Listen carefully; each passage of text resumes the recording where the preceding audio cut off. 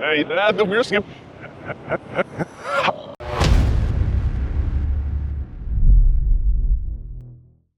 hey, welcome back. We're back again. It's hot still. It's the last day of September, so this will be October 1st video, since it's not gonna be released today. Anyway, there's kind of a lot going on, and Brian was down here to film stuff anyway, so we might as well take you around the shop and show you what's going on, and then we'll have a wrap-up, or a video in addition to the wrap-up video on the OBS that's coming soon. This one will probably be out before that one, so stay tuned. OBS wrap-up. That's up to you. It's up to me. I say we do the shop update video, and then we do the wrap-up video. Both of them before I leave Wednesday. So. Are you leaving Wednesday? Yeah. You gonna be here tomorrow? No. What? We'll just start over here like we normally do, and we'll walk to the other side of the shop like we normally do. So Manny's truck is back from interior. We sent it out to interior while Frank wrapped up some stuff on the bed. Then we got the bed back from Frank, and we put our LS fab hinges in there. And we just had this powder coated black because when it's open, it'll be kind of go away. So we pre-fit all the wood and cut it around the tubs, but then there's Bondo and things happen and move. And so we always leave it a little bit thick so that way we can take some back off. So Pilot just got done sanding all the boards down, making them fit nice and tight to the finished paint product. Now he's staining the underside. We always stain the underside first because we can kind of figure out what the color we like is, how many stains, how many coats. Then we can flip it over, repeat the process on the top side. Estamos poniéndole stain a la madera para que se mire gris, muy especial. We are staining this wood bed for Manny's truck. We chose a gray for it. It takes a few coats because it's a very light color. So no wax on, wax off here, just wipe off. Just like that. We'll probably do 2 on the bottom, and I'm guessing we're gonna do like 3 or 4 on top. It just kind of depends what the color looks like, what we're trying to achieve here, and how many coats it takes to make it happen. Then these are not getting a poly from us because they're gonna go next door and get sealed and high gloss cleared. So Frank and the guys over at iCandy will take care of finishing that. Then we can throw the bed on. Then we can finish putting the wood in. Then we can wire the taillights. Then we can go to tuning. And then we go to Sema. So it's close. It runs, it starts, it sounds good. Borla exhaust. Yeah. There's Manny's truck. There's some special stuff on this one, but again, we'll save that for the wrap up. We have the X Pony Mobile, now the Brandon Wallen Mobile. So this one was a truck this morning, and basically all the mock-up stuff was done. So we tore it all down and talked to Pat Coast Powder and said, hey, can you powder coat something really quick for us? So we're gonna drop this off Wednesday and we're gonna get back the following Wednesday. So that's, I know you could do faster Joe Schmo powder coater out there, but these guys are in California, we're in Arizona. A week is plenty of time for us to consider it a rush, and then they don't have to kill themselves to do it in like a day, which nobody wants to do that. So anyway, this one's all torn apart, mostly on the trailer. Some of it's over at Frank. And then honestly, I already dropped off all the exhaust and a bunch of aluminum parts, intake and coolant tubes and everything at Polish earlier today. So again, if you watched the last video, the goal is to see if we can get this thing running and driving and bring it over to Dino's. Whether or not that happens, TBD. Definitely look like something cool for our open house though. In the middle here, we have a hodgepodge of projects. This is Victor Campos's Wegner built engine and Choice Transmission built transmission. Getting ready to stab these two together to go on his chassis that's at the back of the shop. But at the front of the shop is Preston's OBS. So same customer that has the Pace truck. We ordered 2 of these Roadster Shop spec chassis at once. This one is getting assembled by us, but basically just this far. So wheels, tires, brakes. I think he might be bringing out engine and transmission for us tomorrow to kind of just stab together, then put in the chassis. So, good, the wheels fit. It's always scary because Roadster Shop does 5 on 4 and 3/4 or half? 4 and a half. 4 3/4? 3/4? They don't do 5 on 5 like every other Chevy truck in the world. They use car patterns. But luckily for us, we already know that, so we ordered the wheels correctly and the brakes correctly. Axle's going in, or actually the rear brakes are going on the rear axle. We'll bolt the wheels on, and basically this thing will either roll out of here exactly like this, or maybe we'll put the engine and transmission in it, and this will roll out of here tomorrow. I believe Mark Oja is going to build the rest of this one, or maybe he's just going to do the body work and paint, and then it'll come back. I don't really know. Figure it out as we go. Multiple different chassis day. We have GSI over there, we have Roadster Shop there, we have Scott's here, and we have Rev B there, and there's more Rev B's over there, and there's a custom one outside. But anyway, this is a Scott's Hot Rods chassis on some shot wheels. So we're just combining all the terminology of shots and Scotts and things there. And it's not Scott from Rev B, it's Scott's Hot Rods or Scott's something or other. I don't know, it's the first one we've done. Looks like a nice piece, everything's TIG welded. So we have the cab over there for it. And we're gonna stab that engine and transmission in it and then see if we can fit the cab on it. If we have body mounts. Did anybody check to see if we have body mounts yet? Okay. Well, as soon as we're done with this, I'll check and see if he has body mounts and his stuff. If not, we'll order some from the Chrome guy. Brandon's bed. Obviously, we protected all the paint on the outside, but we had to rebuild the entire inside. This bed floor did not open previously, and he wanted it to open. And then the height of the frame rails are different, things like that. So we built all new framework for this, try to minimize the intrusion of paint.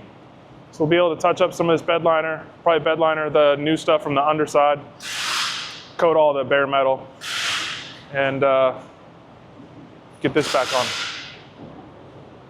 Let's moving on.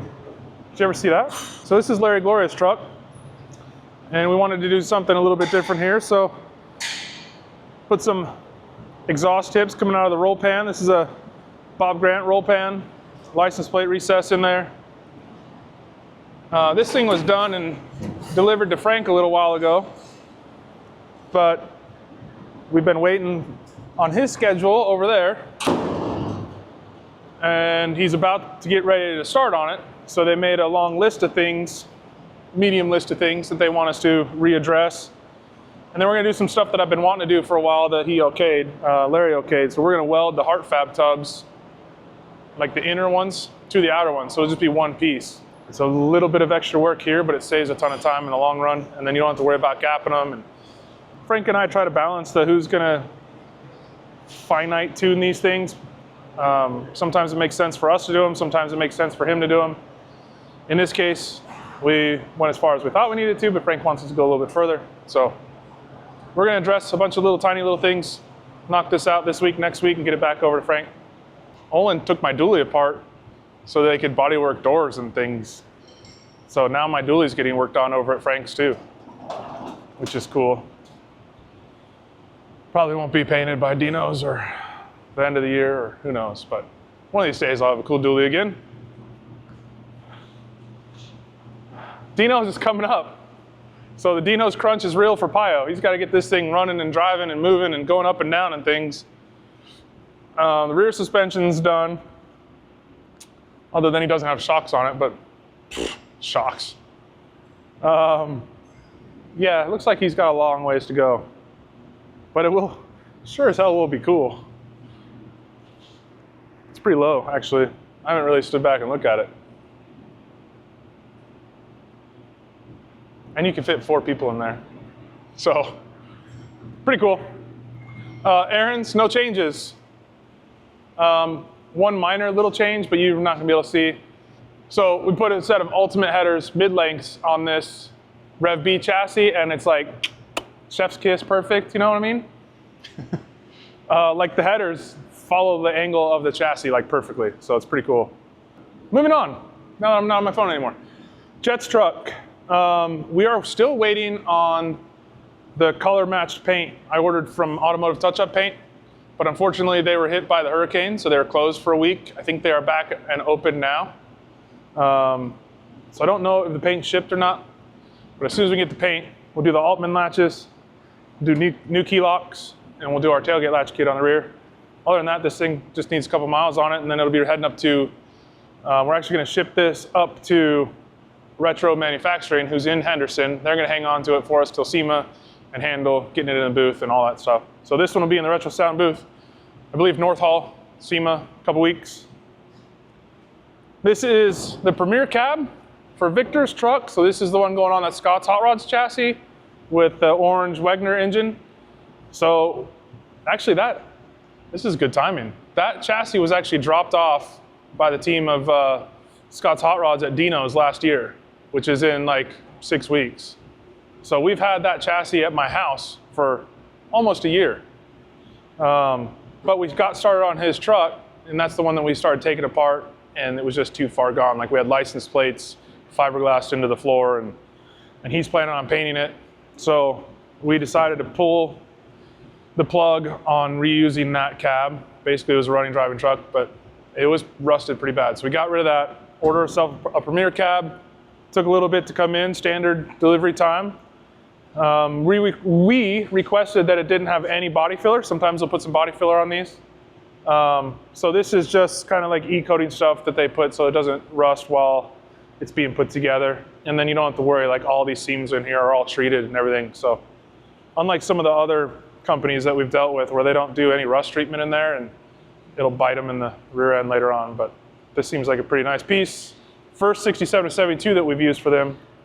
We've used a couple of the 55 to 59s and had good luck. So, and then I'm not going to tell you much about this other than it's done and going home tomorrow. We're doing a wrap-up video on it. We shot a little bit the other day, and the cameraman's camera broke or something. Then we got chased out of a public street by some middle-aged crisis man in a very clean Dodge dually or Ford dually that didn't want to get it dirty by going around us. But anyway, Anthony and Anna came and polished this thing out, did a 2-step polish on it. This is factory 1993 paint. Factory interior, like this truck only had 13,000 miles. But more of that in the wrap-up video. So go watch that one. And it's still hot. What's outside? You want to see what's outside? Oh, this is off the table. So this is off the table because if Brian comes and films tomorrow, we have the square body coming for this that we're going to strip down and put on this chassis. So that may happen tomorrow too.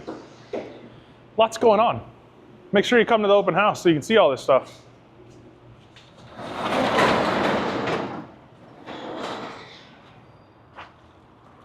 So out here, we have 2 vehicles. We have Brandon Wallen's chassis on my trailer. This would be going to Pat Coast to get powder coated. So this is how we always do our powder coat. People ask, like, why do you go all the way to California for your powder coat? Well, because they're the shit, and they're better than everybody else. And they meet us halfway. So the only unfortunate part is I'm without my trailer for the time it's gone, but that's all right. They have lost 2 max straps. They've lost a pin for the back, and they somehow messed up the tongue on the front. But other than that, Pat Coast is great.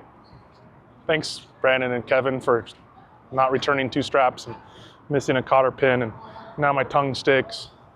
The tongue on the trailer. There's 2 dualies out here. Look at that one down there. You got zoom on that little camera? Zoom in on that dually down there. So that's my dually down there. There's some body work done on it. The roof's done, the hood's done. One of the fenders looks like it's done on the inner fender. But this is Steven Vasquez's, and it is a dually. But we need to narrow the axle so we can fit the outers on. But you've seen this 100 times. We'll get to it sooner than later. We'll try to make it look cool for Dino's. Maybe we'll try to get the axle narrowed and get the outer wheels on. And if we're really good, we'll put the hooks in the bed. That way we can pull the bed off, and we'll go get the bed powder coated black and bring it back and set it on, and it'll look neat. But that's it. That's all I got. It's hot. I'm gonna tie that chassis stuff down and go to my kids' baseball. See you later. Bye.